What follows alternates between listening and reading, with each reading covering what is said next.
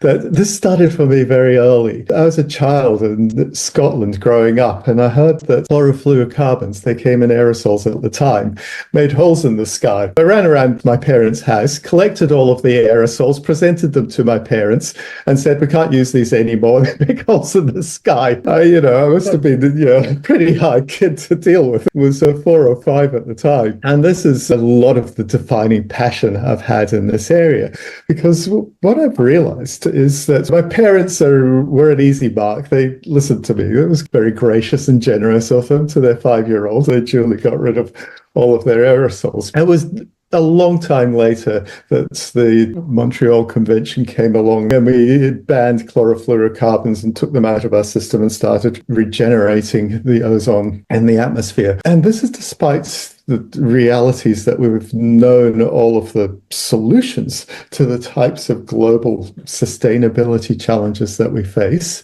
and the interconnectedness of those sustainability challenges so that we can fix them. And quite uniquely, nearly all of these fixes, taken together holistically, done as a system, reconceptualizing the ways that we do things, are profitable. They're profitable for us individually, they're profitable for us collectively, they work, and they deliver a better quality of life. So what was going on here? And that was my entry and what gets me inspired by this whole area of conscious leadership. Is the reality that we make sense of the world around us and ourselves through unique, clear, definable frameworks that shift as we grow, that shift as we go through our childhood and can keep expanding, keep becoming more complex, keep becoming more encompassing of the whole of our environment, our space, our global world around us, and much more unitive and universal perspective even as we go through adulthood. Those steps of development are non-linear, they're discrete, they're not a gradual accretion of knowledge, very different from learning how to play the piano, for example. And they are very learnable in terms of how do we apply this to understand the different ways people are arriving at the sustainability challenges around us, synthesize those, synchronize, and become more than the sum of our parts, really make a difference. Do it fast and do it now. Yeah. Loving this, Simon, and it's really the universe, make no mistake. There is definitely an alignment between us with Free Eye Sustainability, and it is a bit one reason we are running this podcast, because you're gonna do a special event with Free Eye Sustainability in collaboration. Your upcoming Conscious Climate Leadership event. Yeah, it's really a transformative webinar. Can you share what it's all about a bit and the vision behind it? I'd love to. Let me do it from a particular example. Critically, how and why do these make a difference? At the root of conscious climate leadership is this idea that we make sense of the world around us and ourselves from discrete nonlinear stages. And when we know that, we can recognize them, how we are working and how others are working, and make a profound difference. A particular example is the Solar City. It's a $75 million collective undertaking by a group of industrial multinational corporations, local governments, and communities in Australia to get this $75 million program funded. We needed to submit a bid. Now, when you have industry, Bang, BP Solar, Origin Energy, together with some of the poorest, most underprivileged communities, the local government representing Playford and Adelaide, for example, in the country, what you have is a diversity of interest, a diversity of the predominant way of making sense of ourselves and the world around us between those organizations. So I'll take the bank, ANZ Multinational Bank, and their vice president. Now, he's been charged with effectively growing profit and extending the connections for the bank into financial instruments. They're integrated into what the bank's core offerings can be. Whereas the Playford City Council manager, who's also part of this consortium, is responsible to his elected councillors. His elected councillors represent some of the most marginalised, underprivileged people in his local area, and they're predominantly coming to the council with kind of community views of what's in it for us. And we actually have a real need and a very pressing need to answer that, because a lot of people are close to the poverty line. And so you have, on the one hand, ANZ being charged with, and the person in the room, the vice president, having to look after the profit motive of a multinational shareholder-run organization and report to his senior manager and the CEO. And on the other hand, the community manager for Playford, who has to report to his CEO and the elected councillors for his area. On the one hand, you have a modern day mindset, and on the other hand, you have a socialized mindset, what's good for our community. Our challenge was to win the $75 million bid. We had a bid of $90 million.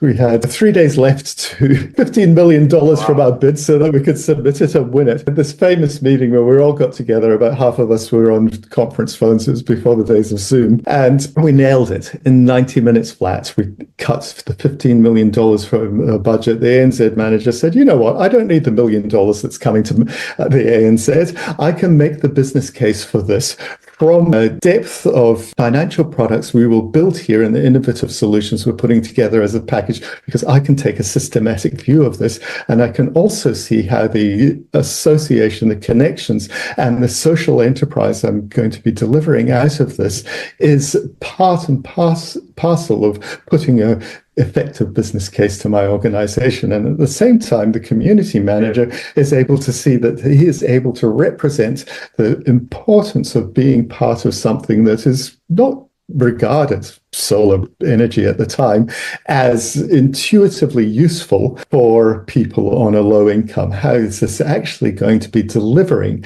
a higher standard of living for everybody in the area? So he's able to make that case. What's happening here is we're putting together two very different mindsets, the modern day mindset and the socialized mindset, not the people in the room holding those mindsets, but the people that they have to report to, the people that they have to convince, the people that they have to enroll, holding it from that big picture perspective, that synthesized perspective. Let everybody in the room make a collective decision for a winning bid. Generated far more engagement, enthusiasm, connection, and commitment to also doing the work to prioritize this bid, to highlight this bid, to ensure that the CEO, the local politician, the minister will get on board and support it as well. And we won the bid. We submitted it 3 days later. This is driven from recognizing that our inner spaces, our inner perspectives are as important, if not more important, than the financial products or the measurable external activities that are going to be delivered from a activity, in this case a solar city. Yes. I love that, and it's a really a big point about the perspective of our inner self. Yes, great one. Thank you so much for sharing, Simon, this really case study, and that really did happen, that give a good view on what could be conscious climate leadership. And on this event, who do you see benefiting, of this event? And is it designed for established leader, aspiring change maker, or anyone passionate about sustainability? We can apply this universally. Learning to recognize a socialized mindset, learning to recognize a modern day mindset, regardless of what we're holding for ourselves, noticing what we're holding for ourselves, knowing that we're often more than that, we're often able to see a bigger picture too, is super important. So that's the core of conscious climate leadership. How do we embody those perspectives? How do we feel what they are? How do we apply them so that as aspiring leaders, as established leaders, we can be more effective? We can overcome traditionally stuck problems. How can we put together different viewpoints, things that are seemingly competing or even mutually exclusive on first sight, to find ways of enrolling the people around us, the systems and structures around us to get a very different outcome. Yeah. Different perspective, different outcomes. Of course, it's a great way. And what are some key takeaways that I can expect? Are there any specific strategies or practices that they can implement right away after the event? Absolutely. So people will go away from the event with a strong sense of how they usually approach the things that they care about, where their passion is and where their purpose is, and how they are framing that for themselves. They'll also go away from the event with a deep insight into the people around them, how they are experiencing a particular activity or a particular initiative and the sorts of things that are important to them. And they'll see the difference. This is grounded, if you like, in consciousness science. It has lineages that go back to Piaget and Origin and into Harvard with Robert Keegan and many other luminaries of this field. But the important thing is it gives us a capacity to change on the job.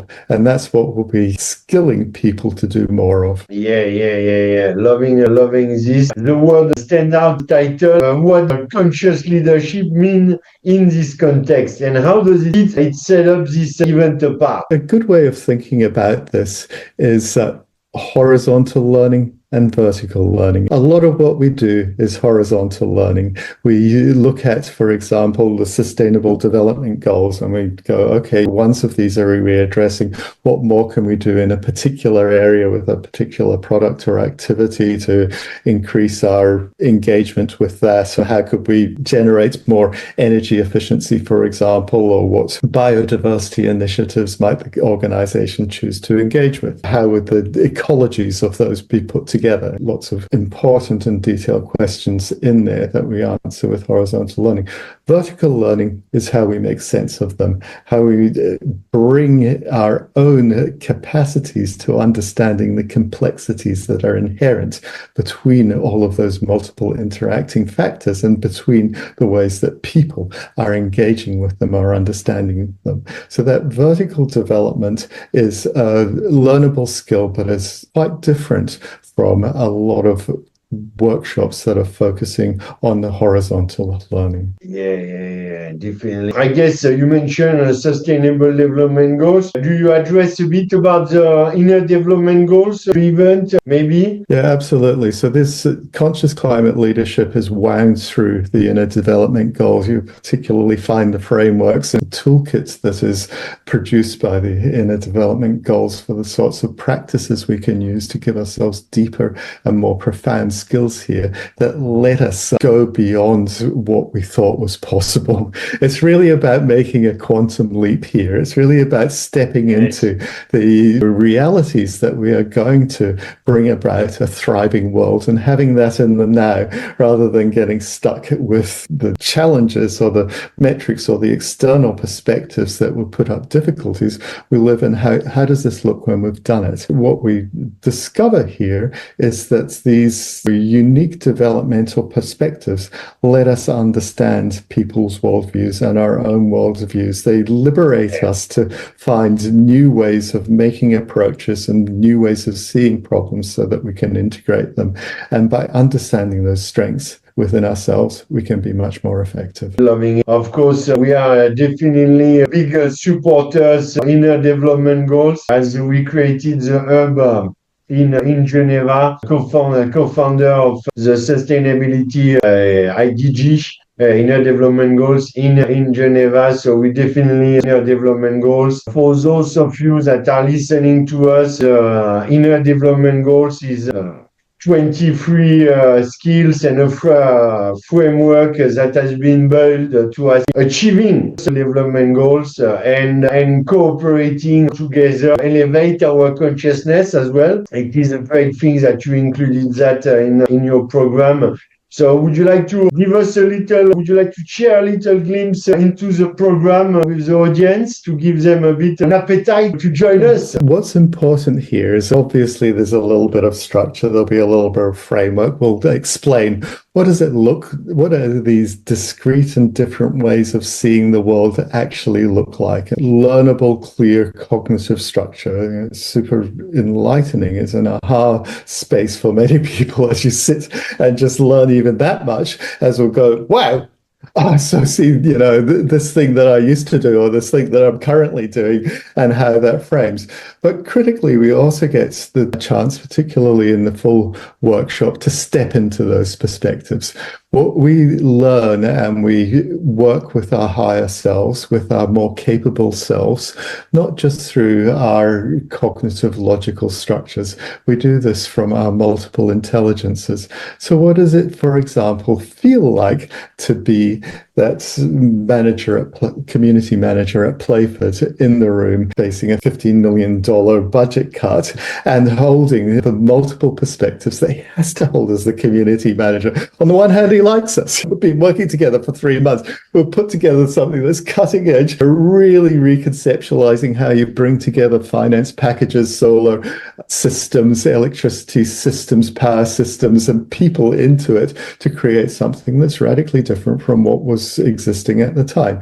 On the other hand, his elected representatives are saying, where's the jobs? Where's the work for people in the local community who are looking at having to access the food bank every single day just to feed their children, and their children are going to school without having a proper breakfast? There's slightly different worlds that he has to hold. How is he able to step into, and what does it feel like when I am actually exploring what it feels like to be the elected representative who's passionate about particular topics? How am I caring about the position of the ANZ manager who clearly wants to be part of this, but I know that he's also got a structure which is about demonstrating a sound, profitable business case that will be heard in those terms, and will be, how can we also help him to demonstrate to his CEO and to his board that there are broader and bigger ways of seeing this as well. Two unique perspectives. We can absolutely experience this in a variety of embodied exercises that we will do, so that we see where our strengths are, so that we see what it's like to feel the other person, so that we explore from those different positions, being in a generative listening framework, so that we can really understand those different positions and reach a result that is very different from a typical negotiation. Different ways of learning, different ways of experiencing, but what we're doing is we're stepping into it emotionally, subtly, collectively, and in a way that we are generating an understanding of what's between us that is always present when we go back to our current homes or workplaces or partnerships or the people that we care about. Amazing. Loving it, and as well connecting with emotion and different, different perspective, not just our perspective, but other people and shareholders and so on. Or stakeholder, So it's a great way. Now we talk a bit about conscious climate leadership, more critique now than ever. And how does this event address this urgency of our current challenges? Absolutely. We know that we're living in an increasingly paradoxical world. Things are getting better. Global rates of poverty, for example, have declined on average. We have been globally addressing this, and in our local communities at the same time, income disparity has been increasing kind of universally everywhere. Paradoxically, we know that income inequality leads to poorer economic results. The closer our income equality is, the better economic outcomes we have, and as a society, as a country, any defined entity. And so things are getting better and worse, and our environmental measures and the more ecological sustainability measures. Go and read the UN GAP report. It's striking stuff. What do we need to meet our climate targets to hold the world within 1.5 degrees? From an external metrics measure point of view, this is pretty challenging stuff. Largely recognizing that everything we see around us, the hottest years on record the last 2 years, are reflections that are mirroring the expected physical changes from model data. In other words, The confidence that we have in our model climate data as a result of human-induced global warming is incredibly high. Absolutely know that if we're not effectively addressing these types of imperatives, we are in an existential crisis for many species on this planet. So some things are getting worse. Some things are getting better. How do we hold the paradoxical nature of that when we are capable of influencing our fields and circles of connections around us? Now, when I was working on things globally, I cared about the impact of those global conditions. They were some of my metrics of success. Am I changing, as I did, an international convention to ban the export of hazardous waste from rich countries to poor countries? There's many positive impacts, but I, in that role, in that position, have an external measure of how am I gauging my success. In my current life, my external measures of how am I engaging in success is seeing the shifts in people as they are able to embrace conscious leadership, as they're able to expand into this conscious leadership for the people that I work with, for the people in our workshop. What we are looking for is how am I able to validate that this is useful to me? What am I looking for that is powerful and changing the things that I influence, whether that's the globe or whether that's my family circumstance and home or anything in between, in ways that demonstrates that this is a useful and I want to put more time into it. I want to prioritize it and privilege it. It's absolutely demonstrable. It's absolutely measurable. 80% of our impact comes from addressing these inner spaces. 80% of our success comes from addressing these inner spaces. Wow, amazing, amazing. And I guess for those attendees that will come to the workshop, either on webinar or physical, they will go with some knowledge that they can and skills that they can apply in their life and professionally in their business as well? Yes, totally. And so people coming will already have these skills. You know, we'll all have stepped into, for example, a flow state where something that we are doing has gone incredibly well. It has gone and exceeded our expectations. And we kind of like look at it and go, wow, how did I do that? You know, at this event in the Philippines, where we had most of the Philippines press corps, terribly disappointed. And I changed around the entire room. I got them all on side. We were all walking down to the local port to address the particular issue here, which was the hazardous waste one of import into the Philippines. But that shift in that room came from this type of conscious leadership framework. I could empathize with, I could feel the needs and the desires of everybody in the room as if they were mine, like they were mine. That's a flow state. That's a state of being in a higher state of consciousness. We all have access to those types of experiences.